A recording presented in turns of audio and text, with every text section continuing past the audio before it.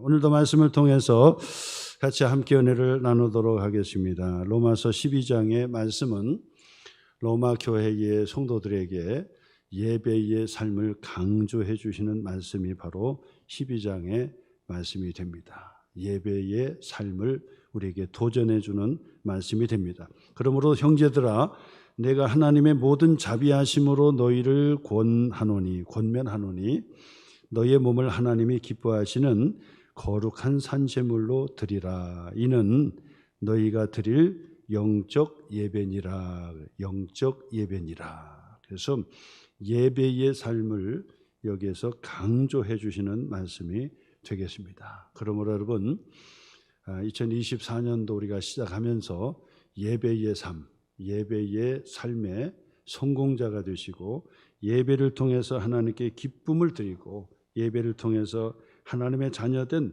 믿음의 축복의 삶을 사명을 감당해 내시고 예배를 통해서 그리스도인으로 성장하는 그런 축복이 있기를 바랍니다. 예배의 삶은 그리스도인의 의무이자 또 하나님께서 우리에게 주신 명령입니다. 그러므로 예배의 삶을 통해서 하나님께 큰 기쁨뿐만 아니라 성숙한 그리스도인으로 자랄 수 있다라고 하는 것을 말씀을 드리면서 예배의 삶에 도전받고 예배의 삶을 결단하고 예배의 삶으로 하나님 앞에 부지런하게 나가는 그런 성도가 되시기를 바랍니다. 자, 그러면 예배 두 가지로 나누어서 설명해 볼 수 있어요. 첫째는 뭐냐면 좁은 의미로서의 예배가 있고 또 하나는 넓은 의미로서의 예배가 있다라고 하는 것입니다. 좁은 의미로서의 예배는 공적 예배의 시간을 이야기하는 것이고 넓은 의미로서의 예배는 삶의 현장에서 하나님께서 기쁘시게 받으시는 삶, 그것을 예배라고 말씀을 드리는 것입니다. 그러므로 공적 예배의 시간도 우리가 잘 지켜서 예배의 성공자가 되어야 하겠지만은 그러나 예배가 마치고 집에서나 가정에서 직장에서 학생들은 학교에서 사회 공동체 속에서도 예배의 성공자가 되셔야 한다. 하나님의 자녀된 믿음의 축복의 삶을 잘 살아내는 것, 바로 그 삶의 현장에서 살아내잖아요. 그러면 우리 하나님께서 그 예배, 삶의 예배를 하나님께서 흠양하시고 기쁘게 받아주신다라고 하는 것입니다.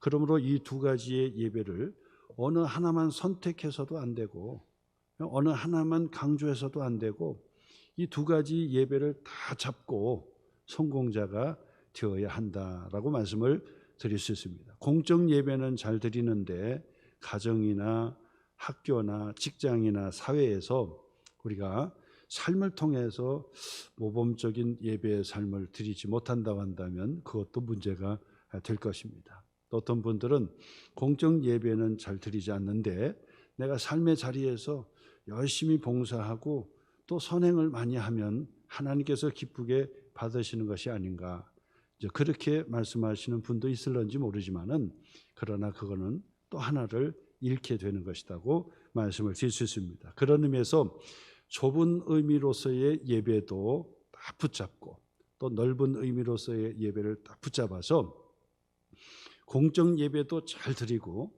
그리고 축도하고 집으로 돌아가서도 집에서나 직장에서나 학교에서나 그리고 사회 공동체 속에서도 하나님의 구원받은 하나님의 자녀된 삶을 통해서 빛과 소금의 역할을 잘 감당하면 우리 하나님께서 기쁘시게 그 예배를 흠양하신다라고 말씀을 드릴 수 있습니다. 오늘 성경의 그 말씀은 로마 교회와 성도들에게 예배를 회복하라는 거예요. 그런데 오늘 성경의 그 말씀의 본문을 통해서는 바로 이 공적 예배와 함께 바로 넓은 의미로서의 예배의 삶, 넓은 의미로서의 예배의 삶을 도전해 주는 그 말씀을 통해서 함께 은혜를 나누게 됩니다. 그런데 넓은 의미로서의 예배는 아주 다양한 그런 주제가 있다고 말씀을 드릴 수 있습니다. 그러나 오늘 성경의 그 말씀 본문 중심으로 몇 가지로 우리가 함께 은혜를 나누려고 합니다. 그 첫째는 뭐냐면 공적 예배 이외에 넓은 의미로서의 예배의 삶을 성공적으로 살려면 어떻게 해야 되느냐? 삶의 자리에서 첫째로 너희를 박해하는 자를 축복하고 그리고 저주하지 말라. 너희를 박해하는 자를 축복해 주는 삶을 살라는 거예요. 바로 그 현장이 바로 하나님께서 예배로 흠양하시고 기쁘게 예배를 받으신다고 말씀을 드릴 수 있습니다. 구원받은 하나님의 자녀들이기 때문에 우리의 삶의 어떤 자리에 있든지 그곳에서 나를 박해하는 자를 축복해 줘라. 구체적으로 더 말씀드린다면 나를 핍박하는 사람을 위해서 축복해 줘라. 그리고 나를 혹 미워하는 자를 위해서도 축복해 줘라. 내가 많은 손해를 입었다 할지라도 그 사람을 위해서 저주하지 말고 미워하지 말고 그리고 싸움하지 말고 그 사람을 오히려 축복해 줘라 라고 하는 것이 첫 번째 권면이고, 로마 교회가 성도들이 그 당시에 얼마나 많은 박해를 받고 핍박을 받았습니까? 그런데도 불구하고 바로 이 사회의 현장에서 그들을 축복해 줄 때 바로 하나님께 드려지는 예배가 하나님께 기쁨이 되고 영광이 된다라고 오늘 성경은 권면해 주고 있는 것입니다. 그러므로 여러분, 우리가 가정에서나 또 직장에서나 학교에서나 사회 공동체에서 우리가 살아가지 않습니까? 하나님의 자녀들로, 구원받은 하나님의 축복의 자녀들로 살고 있다고요. 그렇기 때문에 그 삶의 자리에서 나를 박해하거나 또 나에게 핍박을 하거나 또 나에게 손해를 끼쳤거나 그리고 나를 미워하거나 아무런 그런 이유 없이 미워하거나 그리고 시기 질투하거나 그리고 나에게 손해를 끼쳤다 할지라도 그래도 그 자리에서 그들에게 축복해주고 저주하지 말라. 오늘 성경은 그렇게 권면하고 있습니다. 그것이 바로 영적 예배고 삶의 자리에서 드려지는 예배고 그리고 넓은 의미로서의 예배의 삶이라고 우리에게 가르쳐주고 권면해주는 말씀이 되는 것입니다. 사실 이것은 쉽지가 않아요. 어렵지요. 어떻게 나를 박해하고 미워하고 핍박하는데도 불구하고 내가 그 사람을 오히려 축복해주고 기도해줄 수 있을까요? 어렵지요. 어렵기 때문에 예배의 그 삶이 쉽지가 않다는 것을 가르쳐주는 것이고 공적 예배로서만 끝나는 것이 아니라는 것을 가르쳐주는 거예요. 가정에서나 직장에서나 학교에서나 그리고 사회 공동체 속에서 내가 정말 많은 부분 손해보고 힘든 일이 있어도 상대방을 오히려 축복해주고 기도해주고 오히려 사랑해주는 것, 이것이 예배다는 거예요. 이것이 예배다. 그러므로 여러분, 바로 넓은 의미로서의 예배를 성공하는 자가 되기 위해서는 그 삶의 도전을 받고 어떻게 하든지 그것을 한번 실천해 보려고 노력하셔야 된다. 가정에서는 좀 가능할 수 있을 겁니다. 가정에서는 힘들고 어려워도 부부니까, 그리고 자녀니까, 부모니까 힘들고 어려워도 축복해주고 사랑해주고 또 끊임없이 중보기도 해주는 거 가능할 겁니다. 그런데 학교 생활할 때 친구들에게 그리고 직장 생활할 때 동료나 선후배들에게 사회생활할 때 정말 그 우리가 부딪히는 그런 그 사람들에게 정말 내가 힘들고 어려워도 그 사람을 위해서 축복기도 해주고 사랑해주고 오히려 그들을 품어줄 수 있을까? 이것이 예배라는 거예요. 이것이 예배에 대한 도전을 받으라는 거예요. 그것을 잘해야 하나님께서 그 예배를 흠양하시고 그 예배의 성공자 하나님께서 축복해 주시는 사람이 될 수가 있다라고 사도 바울은 로마 교회 성도들에게 지금 첫 번째로 권면해 주고 있는 말씀이에요. 예수님도 똑같은 원리의 말씀을 해 주셨어요. 예수님께서도 말씀해 주셨어요. 예수님께서 마태복음 5장 43절로 47절의 말씀에 보니까 또 내 이웃을 사랑하고 내 원수를 미워하라 하였다는 것을 너희가 들었으나 나는 누굽니까? 예수님이죠. 예수님께서 너희에게 이르노니 너희의 원수를 사랑하며 너희를 박해하는 자를 위하여 기도해 줘라. 이것이 예배라는 거예요. 이것이 넓은 의미로서 우리가 반드시 하나님 앞에 영광을 돌려야 될 예배, 찬양을 해야 될 예배, 삶을 통해서 보여주는 예배가 된다는 거예요. 이같이 한즉 하늘에 계신 너희 아버지의 아들이 되리니 이는 하나님이 그 해를 악인과 선인에게 비추시며 비를 의로운 자와 불의한 자에게 내려주심이라. 너희가 너희를 사랑하는 자를 사랑하면 무슨 상이 있으리요? 예수의 말씀이죠. 너희가 너희를 사랑하는 자를 사랑하면 무슨 상이 있겠느냐?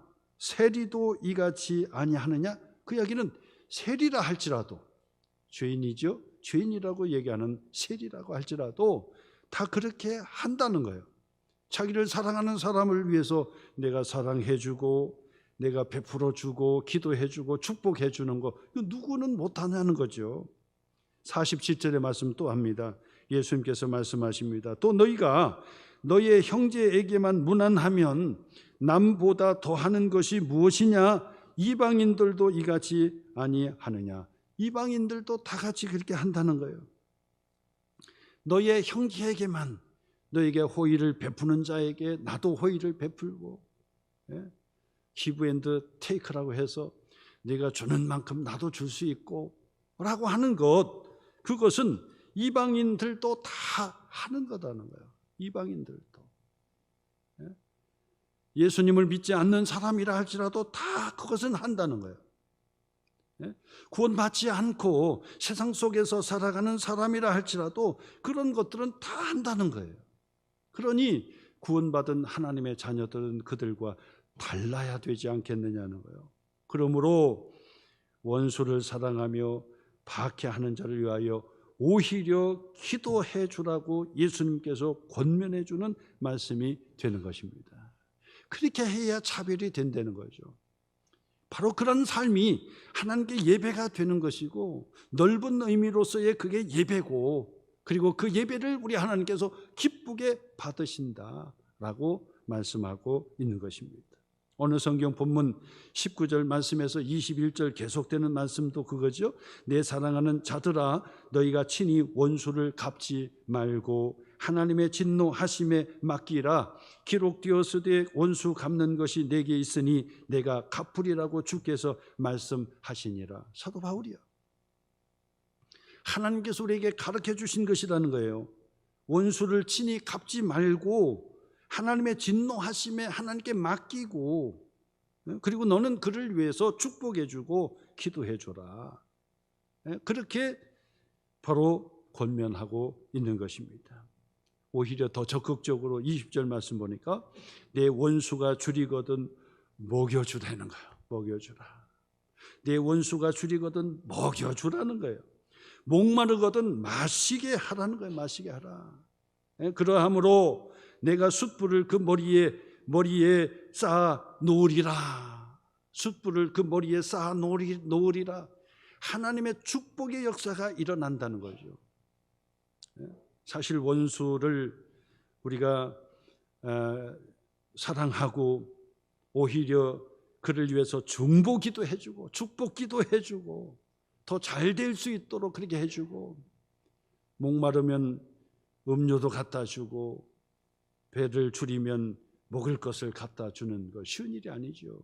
그런데 우리 하나님께서 이렇게 하라고 하신 것은 구원받은 하나님을 괴롭히려고 이렇게 하라고 하시는 걸까요?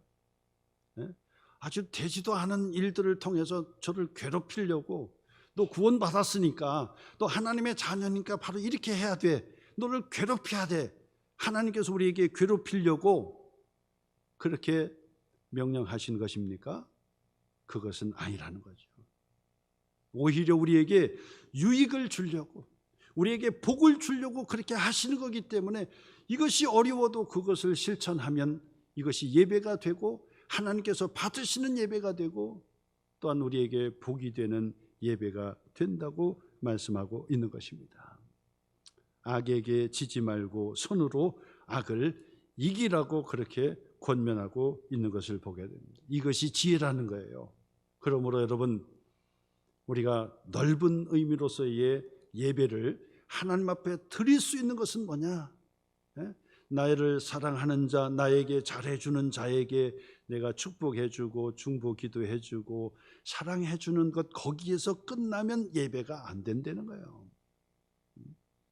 오히려 나에게 손해가 되고 손해를 끼치고 그리고 나를 박해하고 이유 없이 핍박하고 미워하는 자들을 하나님 앞에 기도하면서, 하나님, 저 영혼을 불쌍히 여겨주시고 하나님 복을 주세요, 하나님 더 큰 복을 허락해 주세요 라고 기도할 때 그 기도 그리고 그 삶이 하나님께 연락되는 진짜 예배, 산예배, 영적인 예배, 넓은 의미로서의 예배가 된다고 우리에게 가르쳐 주는 것입니다. 그런 의미에서 여러분, 다시 한번 도전받는 축복의 시간이 되기를 바랍니다. 두 번째로는 뭐냐면, 넓은 의미로서의 예배는 이웃을 향해 축복해 주는 삶인데, 구체적으로 공감의 삶을 살고 경건의 삶을 살라고 우리에게 가르쳐 주는, 건강한 삶을 우리에게 요구하는 거예요. 두 번째 뭐냐면, 우리 15절 말씀 한번 보세요. 너무나도 유명한 말씀이죠. 즐거워하는 자들과 함께 즐거워하고 우는 자들과 함께 울라. 너무나도 유명한 말씀이죠. 즐거워하는 자들과 함께 즐거워하고 우는 자들과 함께 울어주라는 거예요. 이것은 바로 정신적인 건강의 척도가 바로 이것입니다. 영적인 건강의 척도가 바로 여기에 있는 거예요. 이것을 하지 못하면 영적인 건강에 무슨 다른, 건강치 못한 다른 것이 나타나는 거예요. 정신적으로도 마찬가지예요. 정신적으로도 건강한 사람이냐 아니냐는 이 본문 말씀대로 순종하느냐 아니냐에 달려 있는 것입니다. 즐거워하는 자와 함께 즐거워해 줄 수 있느냐는 거예요. 그리고 우는 자들과 함께 울어줄 수가 있느냐. 너무나도 중요한 말씀이죠. 이것을 잘 감당해야 되는 거예요. 어떻게 보면, 목사님, 이거는 너무나도 쉬운 거 아닐까요? 아니, 우는 자와 함께 울고 즐거워하는 자와 함께 기뻐하는 거 뭐가 그렇게 어렵습니까? 라고 하지만은 실질적으로 삶의 자리에서 한번 생각해 보시라 그 말이에요. 이게 쉽겠느냐는 거죠. 우는 자들과 함께 울어줄 수 있는 것도 쉬운 것은 아니지만은 더 어려운 것은 즐거워하는 자와 함께 즐거워해 줄 수 있는 마음을 갖는 것 쉽지가 않아요. 쉽지가. 왜냐하면 벌써 즐거워하는 자들과 함께 있다 보면요, 시기 질투의 마음이 생기는 거예요. 왠지 막 마음이 아픈 거예요. 즐거워해 줘야 되는데 마음이 아프고 배가 아픈 거예요. 그래서 늘상 제가 말씀을 드릴 때, 우리 예수 믿고 구원받은 하나님의 자녀들은 절대 미워하거나 시기 질투하는 사람이 되어서는 안 된다. 시기 질투하면 그 사람을 능가할 수 없다. 복을 받을 수가 없어요. 그렇기 때문에 어떻게 하든지 하나님 앞에 기도해가지고 즐거워하는 자와 함께 즐거워해 줄 수 있는 사람이 되어야 돼. 다른 사람이 잘 될 때 오히려 내가 더 기쁜 것처럼 더 기뻐할 수 있는 그런 마음의 큰 그릇이 되셔야 돼요. 마음을 넓히셔야 된다 그 말이에요.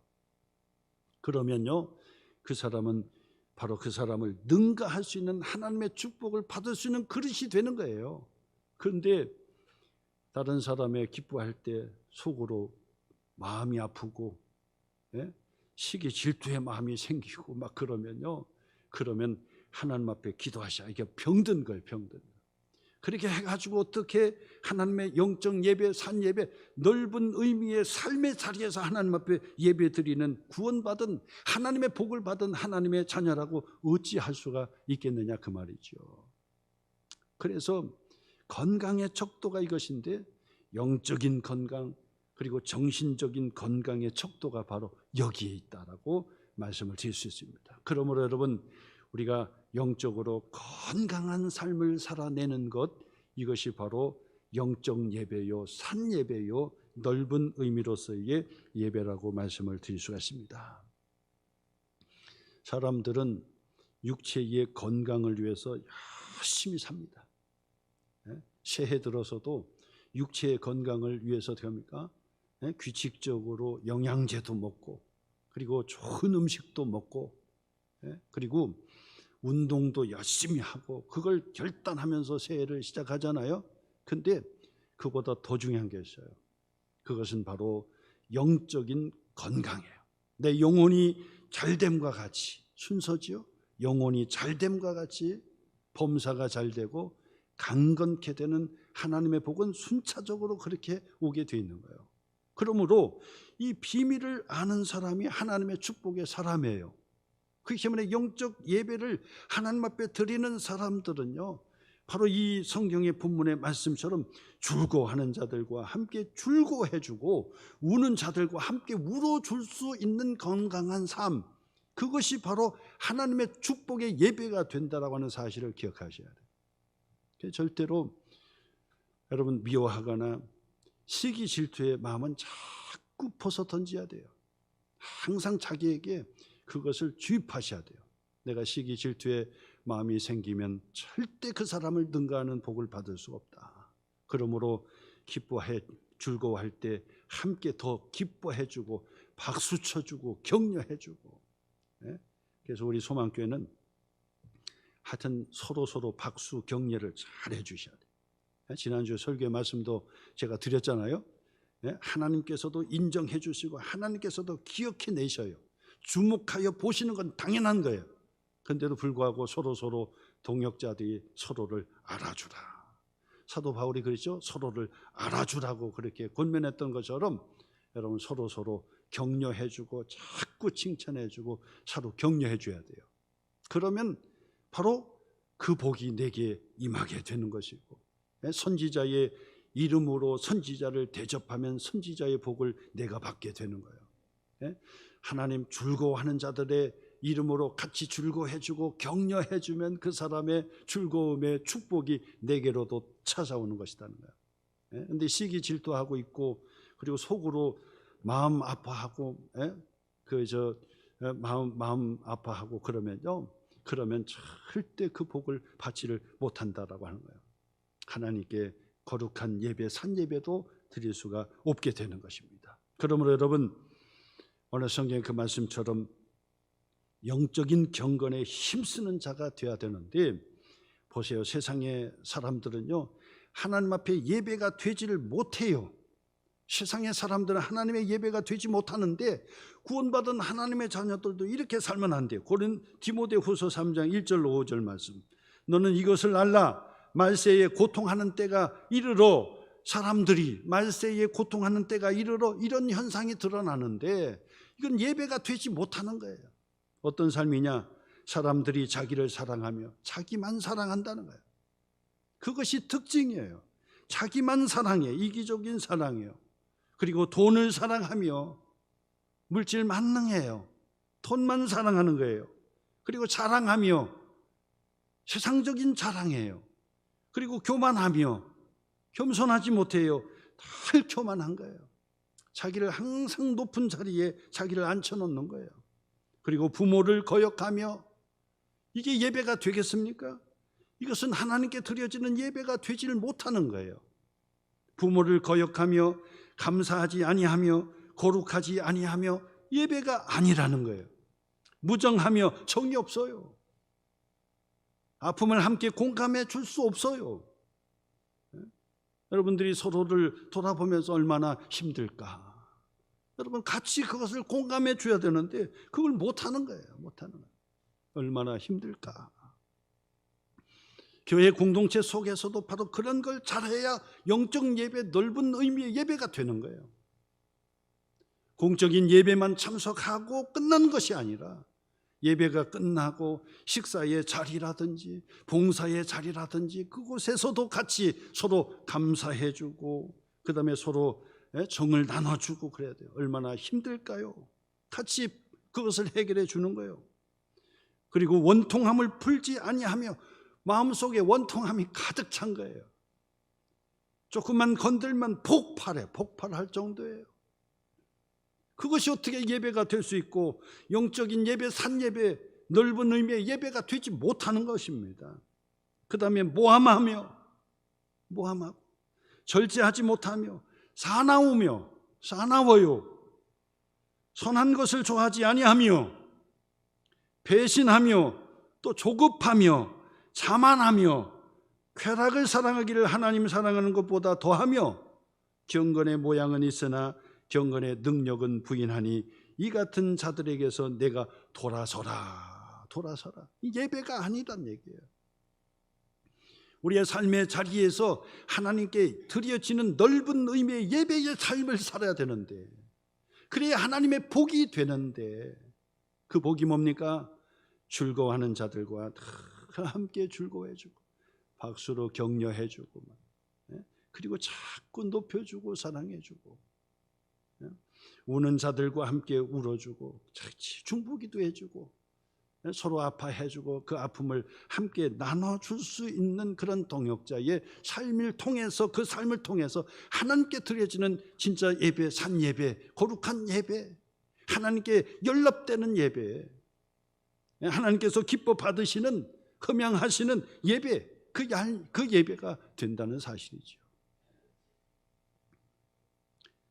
경건의 삶을 우리가 사는 것 그 자체가 하나님께 드려지는 예배라고 말씀을 드릴 수 있습니다. 디모데전서 4장 6절로 9절 말씀, 우리가 너무나 잘 아는 말씀이죠. 내가 이것으로 형제를 깨우치면 그리스도 예수의 좋은 일꾼이 되어 믿음의 말씀과 내가 따르는 좋은 교훈으로 양육을 받으리라. 망령되고 허탄한 신화를 버리고 경건에 이르도록 내 자신을 연단하라. 육체의 연단은 약간의 유익이 있으나, 유익이 있다는 거죠. 육체의 연단, 운동하고 하는 것도 약간의 유익이 있으나 경건은 범사에 유익하니 금생과 내생에 약속이 있느니라. 미쁘다 이 말이여 모든 사람들이 받을 만하도다. 비밀이라는 거예요. 하나님의 축복의 비밀이 여기 있다는 거예요. 경건의 삶을 살면 하나님께 예배가 되는 것이고, 경건의 삶을 살면 그 삶의 자리가 하나님께서 영광을 받으시는 산예배, 거룩한 예배, 넓은 의미로서의 예배의 삶을 살아내고 있다는 거예요. 한 해를 시작하면서 여러분, 예배의 삶, 공적 예배의 삶을 결단하시면서도 삶의 자리에서도 경건한 그 삶, 건강한 삶의 그 모습을 통해서 하나님께 자꾸 예배를 드려야 돼요. 거룩한 예배를 우리 하나님 앞에 드려져야 한다. 이것을 우리에게 가르쳐줍니다.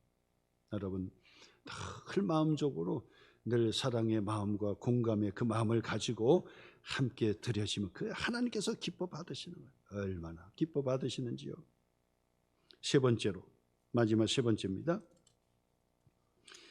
오늘 성경의 그 말씀에 보니까 우리의 신앙적인 그 삶에 아주 평범한 삶, 상식적인 삶, 작은 것을 소중히 여기는 삶, 이것이 바로 하나님께 영광의 예배가 될 수 있다는 사실을 다시 한번 우리에게 그 권면해 주고 있습니다. 사람들은 자꾸 크고 그리고 뭐 멋지고 위대한 것들만 자꾸 추구하는데 그거 아니에요. 그거 아니에요. 작은 것이 소중한 거고 평범한 것이 위대한 것이라는 사실을 우리가 다시 한번 도전받는 시간이 되었으면 좋겠다 생각해요. 넓은 의미로서의 예배의 삶을 살아가는데 우리가 정말 알고 있는 그 삶을 성실하게 잘 살 때 그때 하나님께서 그 예배를 받아주시는 거예요. 아주 상식적인 그 삶을 살 때. 교회 공동체 속에서도 제가 말씀드리잖아요. 내게 맡겨진 그 일이 크든 적든 그 작은 일들도 최선을 다해 주는 거예요.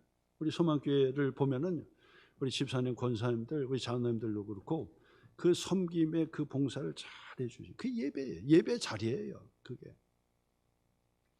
그게 예배의 자리고 그게 영성의 자리 아닙니까? 바로 우리가 하나님 앞에 헌신하는 그 자리가 빛나는 자리, 예배의 자리라는 사실에 넓은 의미로서의 예배의 자리라는 거예요.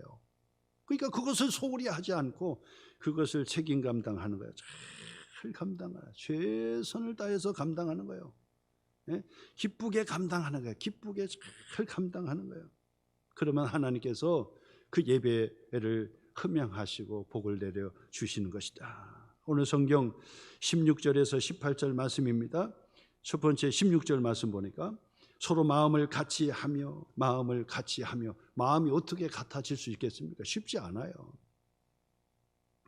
마음을 같이 하는 거 쉽지 않아요. 왜냐하면 제각각 마음이 다 달라. 아니 쌍둥이의 마음도 다 다른데요. 예? 형제의 마음도 다 다르고요. 부부의 마음도 다 다르고, 예? 그 가정의 이 식구들의 마음도 다 각각 달라요. 어떻게 하나가 될 수 있겠습니까? 자, 근데 그것을 하나가 되도록 해라는 거예요. 그것이 예배라는 거예요. 그것이 예배. 그 어떻게 해야 되느냐? 높은 데 마음을 두지 말라는 거예요. 높은 데 마음을 두지 말라. 아주 우리가 잘하는 거죠. 마음을 높은 데 자꾸 두면은요, 원망하고 불평하게 돼 있고, 자꾸 거기 두면은 시기 질투하게 돼 있어요. 시기 질투도요, 저 사람이 나보다 못하는데 나보다 큰 복을 받았네. 시기 질투가 생기는 거야. 근데 내 마음을 높여 두지 않고 낮췄다고 생각해 보세요. 그러면 그런 마음이 들지가 않는 거예요. 저 사람은 당연히 받을 복을 받았구나. 박수 쳐주고 격려해 주는 거예요. 그래서 마음을 자꾸 낮추라는 거예요. 낮춰야 복을 받아요. 도리어 낮은 데 처하며 그러잖아요. 자꾸 낮은 데 처하라는 거예요.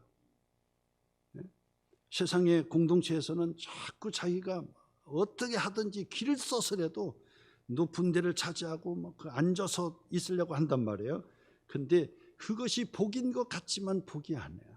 그것이 복이 아니고 그것이 행복을 가져다 주지 못해요. 기쁨을 가져다 주지 못해요.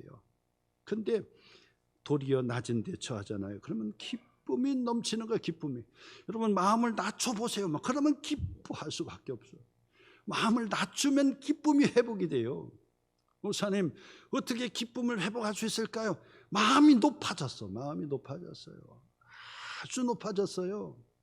마음을 낮추셔야 돼. 그래야 기쁨이 회복이 됩니다. 스스로 지혜 있는 채 하지 말라. 사람들은요 자기가 말하는 것이 늘 객관적이다라고 착각을 해요. 내가 말하는 것이 객관적이다는 거야. 근데 그렇지 않은 경우가 허다해요. 여러분 스스로 지혜 있는 채 하지 말라고 성경은 그렇게 권면하는 거예요.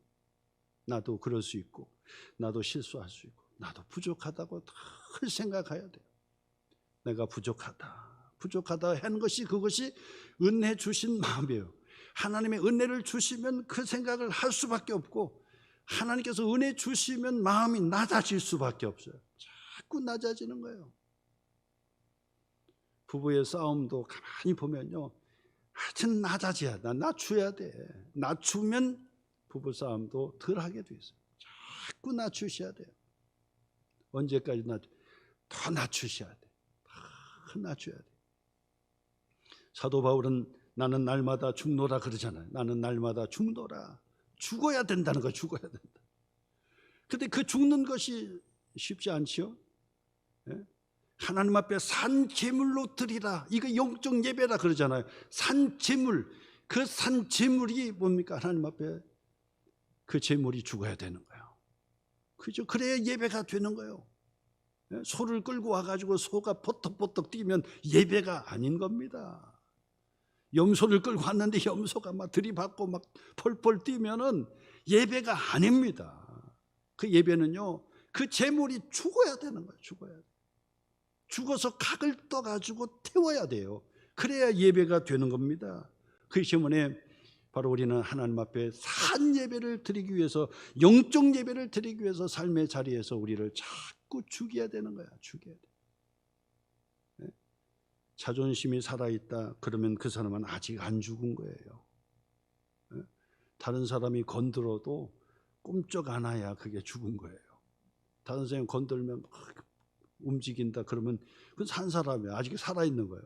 그 완전히 죽으면요, 아무리 발로 차고 막 그렇게 해도 꼼짝 안 하는 거예요. 누가 뭐라고 해도 꼼짝 안 해. 근데 누가 말하는데 막 상처가 되고 화가 나고 막 아직 살아서 그래요. 살아서 그러는 거예요. 스스로 지혜 있는 채 하지 마라. 이것이 하나님 앞에 드려지는 예배의 삶이다. 17절 말씀에서도 아무에게도 악으로 갚지 말고 모든 사람 앞에서 선한 일을 도모하라. 모든 사람 앞에서 선한 일을 도모하라. 영어 성경에 보니까 정확하게 거기 나와 있어요. 뭐라고 나와 있냐면 다른 사람의 눈으로 바라보고, 다른 사람의 눈으로 바라보는 거예요. 다른 사람의 눈으로 볼 때 옳은 것이 무엇인지 주의 깊게 살펴보고 행하라. 그래 나온다고. 그 우리가 너무나 잘 아는 말이죠. 뭡니까? 역지사지하라는 거예요. 상대방의 입장에서 한번 생각해 봐라. 예? 너무나도 중요한 거 아닙니까? 우리가 상대방의 입장 고려 안 해요. 고려를 안 하죠. 그냥 항상 뭐냐면 내 입장에서만 고려가 되는 거예요. 그러니까 이해가 안 되는 거고 같이 공감이 되지를 못하는 거예요. 그런 예배는요, 하나님 앞에 드려지는 예배라고 할 수가 없습니다. 그러므로 상대방의 입장에서 자꾸 한번 돌려서 생각해 보세요. 돌려서. 지금 성경은 그걸 얘기하는 거예요. 모든 사람 앞에서 선한 일을 도모하라. 모든 사람, 상대방의 눈으로, 상대방은 눈으로 볼 때 옳은 것이 무엇인지를 한번 살펴보고 행하라는 거예요. 그 다음에 18절 말씀. 할 수 있거든. 할 수 있거든. 너희로서는 모든 사람과 더불어 화목하라. 화목하라는 거예요. 그래서 화목제물도, 화목제도 바로 그거 아닙니까? 하나님 앞에 화목제물을 드리기 전에 너는 형제에게 가서 화해하고 모든 문제를 다 해결하고 그리고 하나님 앞에 예배를 드려야지, 화해하지도 않고 하나님 앞에 예배 드리는 예배는 하나님께서 흠양하지 아니하신다는 거예요. 화목이 얼마나 중요합니까? 화목이. 네? 그래서 할 수 있으면 그잖아요. 할 수 있거든. 너희로는 모든 사람과 더불어 화목하라. 그것이 화목 예배예요. 화목 예배. 이것이 진리에 왜곡하는 문제라고 한다면 문제가 달라질 수 있겠죠. 죽고 사는 문제라고 한다면 문제가 달라질 수 있겠죠. 근데 죽고 사는 문제가 아니요, 목숨 걸 일이 아니라고요. 목숨 걸 일이 아니에요. 죽고 사는 문제가 아니에요. 진리를 왜곡하는 문제가 아니에요. 그러면 화목하라는 거예요. 그러면 이해를 하라는 거예요. 이해를. 그래서 함께 화목할 수 있는 그런 예배를 하나님 앞에 드려. 바로 그 상황이요, 하나님께서 예배를 받으시는 상황이라고 우리에게 가르쳐 줍니다. 여러분, 예배를 회복해야 됩니다. 좁은 의미에서 공적인 예배를 여러분 잘 회복하셔야 돼요. 얼마나 중요한지 모릅니다. 공적인 예배. 하나님께서 영과 진리로 예배하는 자를 하나님께서 찾으신다고 그러잖아요. 왜 찾으십니까? 하나님께서 복을 주시려고. 하나님께서 왜 우리를 구원해 주셨습니까? 예배하도록, 하나님께 찬양하고 하나님을 경배하고 하나님을 예배하도록 우리를 구원해 주신 거 아닙니까? 공적 예배를 회복하셔야 됩니다. 그 다음에는 삶의 자리에서도 하나님 앞에 드려지는 그 예배가 되도록 살아야 된다, 그 말이에요. 가정에서도 하나님 앞에 드려지는 예배가 되도록. 그래서 가정에서도 가정 예배를 회복해보자, 그렇게 기도도 하고 시작하잖아요. 그렇게 하면서 가정에서도 바로 하나님 앞에 드려지는 그 예배의 삶이 드러나도록, 직장에서든지 학교에서든지 그리고 사회 공동체 속에서도 내가 구원받은 하나님의 자녀들이 어떻게 사느냐에 따라서 하나님께서 그 예배를 받으시는 거예요. 어떻게 사느냐에 따라서 하나님께서 그 예배를 받지 않으실 수도 있고 그 예배를 하나님께서 흠양해 주실 수가 있다는 사실입니다. 사실 쉽지가 않습니다. 공적 예배만 드리면 최고다, 이것도 쉽지 않아요. 근데 공적 예배도 당연히 성공해야 되고 삶의 자리에서도 예배를 성공해야 된다. 그러기 위해서 어떻게 해야 되냐?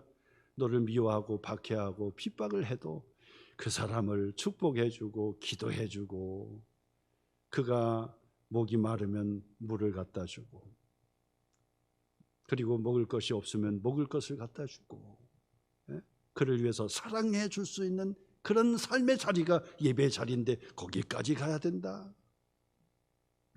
경건의 삶의 그 자리까지 가야 된다.